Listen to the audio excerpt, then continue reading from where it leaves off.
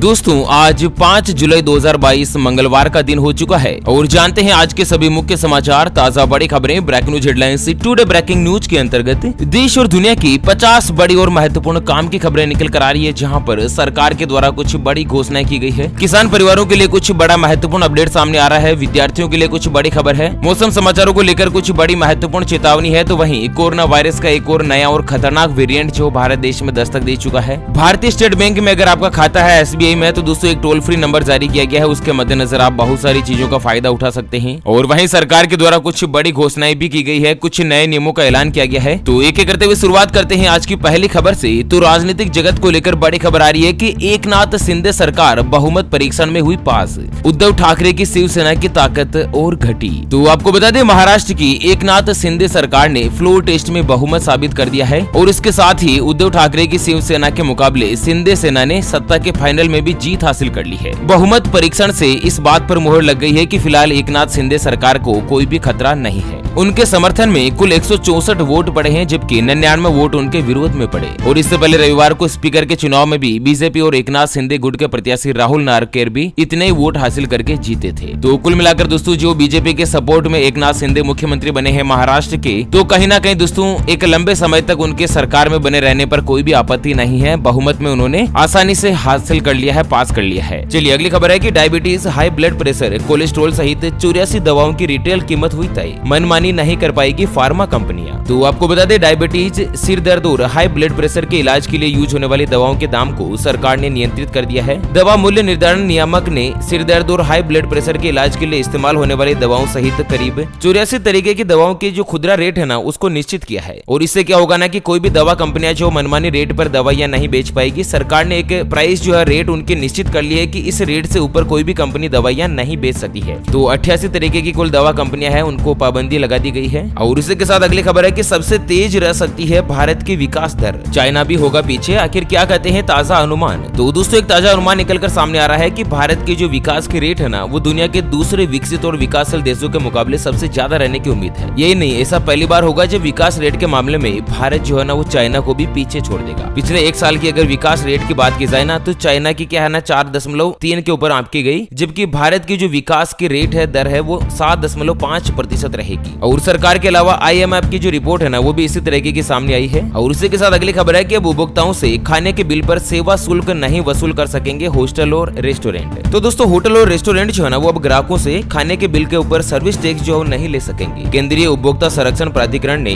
Hotel और restaurant को खाने के बिल में जो ऑटोमेटिक सेवा शुल्क जोड़ा जाता है ना, उसे प्रतिबंधित कर दिया है, उसके ऊपर रोक लगा दी है। और उपभोक्ता इस तरह के किसी भी उल्लंघन की शिकायत कर पाएंगे। मतलब आप कहीं पर भी होटल या रेस्टोरेंट में जाते हैं और उसके बिल में अगर आपको सर्विस टैक्स जुड़ा हुआ होता है ना, सेवा शुल्क, तो आप उसे देने के लिए मना कर सकते हैं, क्योंकि सरकार ने आदेश जारी करते हुए एक नया कानून बना दिया है, जिसके मद्देनजर कोई भी उपभोक्ता जो है वो होटल रेस्टोरेंट के ऊपर सेवा शुल्क देने के लिए बाध्य नहीं होगा। चलिए अगली बड़ी खबर आ रही है कि SBI ने जारी किया नया टोल फ्री नंबर, बैंक जाने के झंझट से मिलेगा छुटकारा। तो दरअसल क्या है ना कि भारतीय स्टेट बैंक ने एक नया टोल फ्री नंबर जारी किया है। इस टोल फ्री नंबर के जरिए ग्राहक घर बैठे बैंकों से जुड़ा कोई भी काम जो आसानी से निपटा पाएंगे। और इससे में क्या है ना कि SBI के ग्राहक है वो बैंक के चक्कर नहीं काटेंगे। और इस टोल फ्री नंबर का जो फायदा है ना, वो दोस्तों सभी ग्राहकों को होगा। तो SBI के 2 टोल फ्री नंबर जारी किए गए हैं। पहला है 1800-1234 और दूसरा है 1800-2100। इन टोल फ्री नंबर पर कॉल करके आप सभी तरह की जो बैंकिंग सुविधा है उसका लाभ घर बैठे उठा सकते हैं, जिससे कि आपके अकाउंट में कितना बैलेंस है, आपका जो लास्ट 5 ट्रांजैक्शन क्या है, और अन्य तरह की जैसे कि TDS की डिटेल, चेक की जो डिस्पैच डिटेल है, बहुत सारी जानकारी जो आप घर बैठे ही प्राप्त कर सकते हैं। ठीक है, अगली खबर आ रही है PM किसान सम्मान निधि योजना को लेकर कि उन्हीं किसानों को मिलेगी 12वीं किस्त जो करवाएंगे KYC।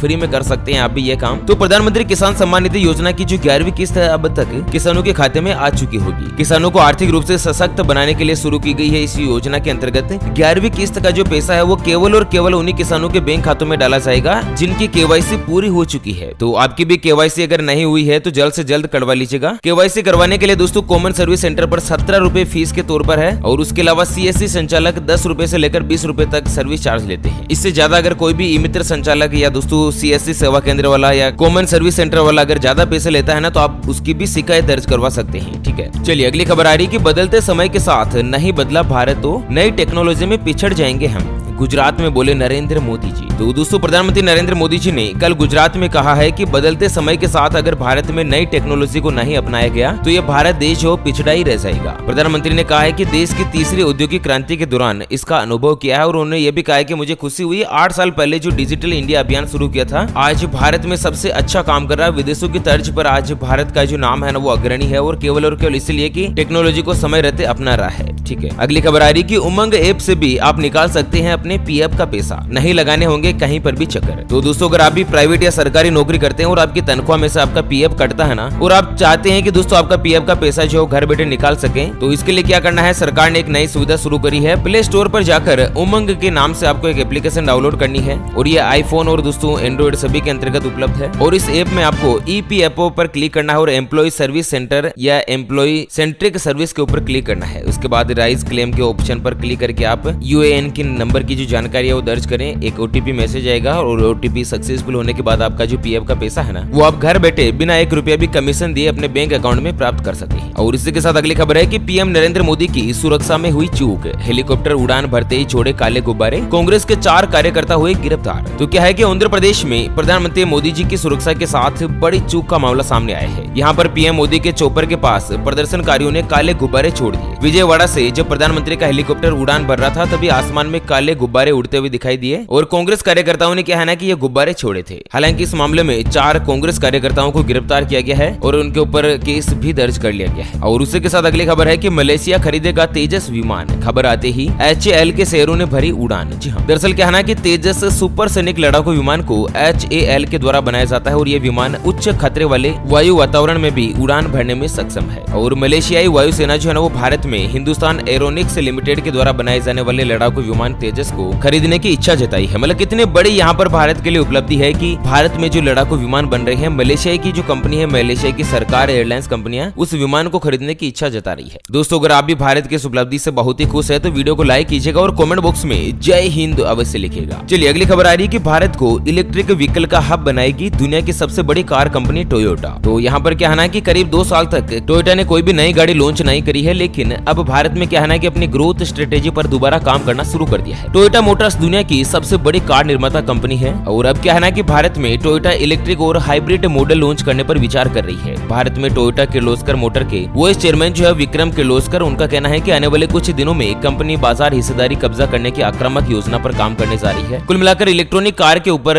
बड़ी पोजीशन बनाने के ऊपर टोयोटा काम कर रही है। चलिए अगली दर्दनाक खबर सामने आ रही है कि हिमाचल प्रदेश के कुल्लू में स्कूल बस गिरी खाई में, बच्चों सहित 12 लोगों की मौत। तो हिमाचल प्रदेश के कुल्लू में एक बस के खाई में गिरने के कारण 12 लोगों की दर्दनाक मौत हो गई है। मिली जानकारी के मुताबिक खाई में स्कूल बस गिरी है जिससे मरने वालों में कुछ बच्चे भी शामिल है। घटना सुबह करीब 8 बजे हुई और माना जा रहा है कि बच्चे जो है ना वो स्कूल बस में सवार थे। और वहीं अगली खबर आ रही है कि एक्सपर्ट ने किया बड़ा दावा, भारत में फैल चुका नया ओमिक्रॉन सब वेरिएंट, एमपी और उत्तर प्रदेश सहित इतने राज्यों में हुए मरीज। तो भारत में कोरोना वायरस के केस एक बार फिर से बढ़ने लगे हैं। पिछले 24 घंटों की बात की जाए तो भारत में 16,135 नए मरीज सामने आए हैं जबकि 24 लोगों ने अपनी जान गंवा दी है। कुल एक्टिव मरीज जो है ना भारत में 1,13,864 के पार हो चुके हैं। और इसी के साथ एक्सपर्ट के हवाले से बड़ा खुलासा किया गया है जिसके अंतर्गत कोरोना के ओमिक्रॉन के नए वेरिएंट जो है ना वो भारत में फैलने की पुष्टि हुई है। प्लेसोन के दावों की माने तो मध्य प्रदेश, उत्तर प्रदेश और महाराष्ट्र सहित अन्य राज्यों में इसके केस सामने आए हैं। और ओमिक्रॉन में जो कोरोना का नया रूप है वो बहुत ही ज्यादा खतरनाक बताया जा रहा है। भारत ही नहीं बल्कि जर्मनी, यूके, कनाडा, यूएस और ऑस्ट्रेलिया के साथ ही न्यूजीलैंड में भी इसके मरीज सामने आने के बाद सनसनी फैल चुकी है। और दोस्तों भारत के लिए यह सबसे बड़ा खतरा बताया जा रहा है। और इसी के साथ अगली खबर आ रही है, चुनावी असर को देखते हुए मध्य प्रदेश में देसी शराब की खपत 30% तक बढ़ी, बियर ढूंढे नहीं मिल रही। जी हाँ, दरअसल क्या है कि मध्य प्रदेश में पंचायत और निकाय चुनाव का दौर शुरू हो चुका है। और इसी के साथ ताजा खबर सामने आ रही है कि चुनावी दौर में यहाँ पर देसी और अंग्रेजी शराब की जो खपत है वो 30% तक बढ़ चुकी है। स्टॉक गड़बड़ हो चुका है, मतलब बहुत ही ज्यादा शराब का जो कंजप्शन है ना वो बढ़ चुका है। और इसी के साथ बात करें आज के मौसम समाचारों की तो बड़ी खबर आ रही है कि झारखंड में भारी बारिश, बिहार में बाढ़। जानते हैं आपके इलाके के मौसम समाचारों के हाल। तो दोस्तों भारतीय मौसम विज्ञान विभाग के मुताबिक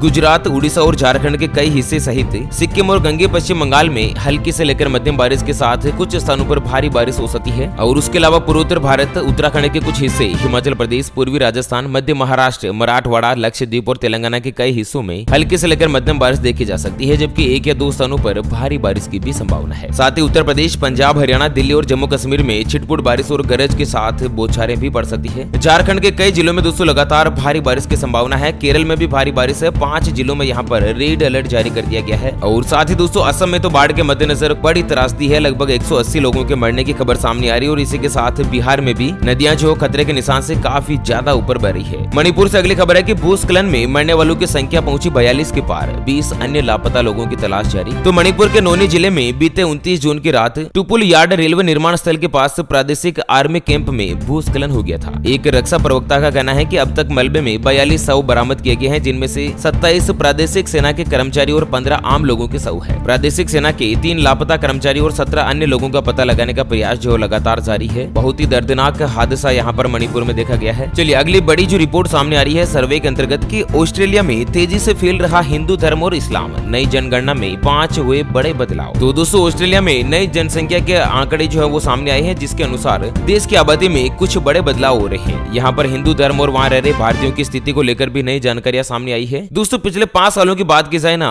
तो हिंदू धर्म की आबादी में 21 लाख की बढ़ोतरी हुई है और देश की जो औसत आमदनी है वो भी फिलहाल थोड़ी सी बढ़ी है। साथ ही अगली खबर आ रही है कि भारत के स्टार्टअप से इस साल गई 12,000 लोगों की नौकरियां। बायजू, अनअकादमी और वेदांतु में हुई बम्पर छटनी। तो दोस्तों यहाँ पर एक सर्वे में सामने आया है कि लगभग 12,000 लोग जो है इस साल बेरोजगार हो गए हैं। हालांकि ये केवल भारत का ही मामला नहीं है, बल्कि पूरी दुनिया में भी जो लोग है ना वो बेरोजगारी का सामना कर रहे हैं। इनमें से 60% से ज्यादा जो खराब हालत है वो अकेले भारत देश के हैं। दरअसल क्या है कि फंडिंग की कमी और कारोबार में फायदा नहीं होने की वजह से स्टार्टअप के जो हालात है वो खराब है। बायजूस, अनअकादमी और वेदांतु में बम्पर छटनी देखी गई है और ये भी उम्मीद की जा रही है कि इस साल के अंत तक 50,000 और लोगों को नौकरी से निकाला जा सकता है। चलिए अगली खबर में जानते हैं आज के सोने चांदी यानी कि सराफा बाजार के ताजा भाव। तो सोने की कीमत में लगातार उछाल जारी है और आज के भाव की बात करें तो सोना 241 रुपए महंगा होकर 52,048 रुपए प्रति 10 ग्राम यानी कि प्रति तोला पर आ चुका है, जबकि चांदी 254 रुपए की तेजी के साथ ही 58,139 रुपए प्रति किलोग्राम पर है। और वहीं बड़ी खबर आ रही है कि कल 4 जुलाई को 146 ट्रेनों को रेलवे ने किया कैंसिल। तो दोस्तों अगर आप भी रेल यात्रा की प्लानिंग कर रहे हैं तो एक बार ट्रेन का स्टेटस जरूर देख लीजिएगा कि लगभग 240 ट्रेनों को जो है ना वो रेलवे डिपार्टमेंट ने कैंसिल कर दिया है। चलिए अगली खबर है कि दिल्ली सरकार ने बढ़ाया विधायक और अन्य सदस्यों का वेतन। विधानसभा में पारित हुआ विधायक। तो दिल्ली सरकार ने अपने विधायक और विधानसभा के सदस्यों के वेतन भत्तों में 66% तक की बढ़ोतरी कर दी है। दिल्ली विधानसभा में सोमवार को मंत्री, विधायक, मुख्य सचेतक, विधानसभा अध्यक्ष, उपाध्यक्ष और विपक्ष के नेता के वेतन में बढ़ोतरी से संबंधित 5 अलग अलग विधेयक जो है सदन में पेश किए गए और सदस्यों ने उन्हें पारित भी कर दिया। और साथ ही अगली खबर आ रही है कि कमर्शियल घरेलू गैस सिलेंडर की जो भाव है वो 182 रुपए की कमी देखी गई है, जहाँ पर होटल, ढाबा सहित व्यावसायिक संस्थानों में जो गैस सिलेंडर काम में आता है ना उसकी कीमत में 182 रुपए प्रति सिलेंडर जो कटौती देखी गई है। ओके फ्रेंड्स, और इसी के साथ हमेशा की तरह अंत में एक नजर डाल लेते हैं आज के माइंड क्विज यानी कि गिवे वाले सवाल की तरफ। तो दोस्तों आज का माइंड क्विज वाला सवाल आप स्क्रीन पर देख पा रहे हैं। प्राचीन समय में सोने की चिड़िया के नाम से किस देश को जाना जाता था? जी हाँ दोस्तों, दोबारा सुन लीजिएगा। पुराने समय में सोने की चिड़िया के नाम से किस देश को जाना जाता था? ऑप्शन ए जापान को,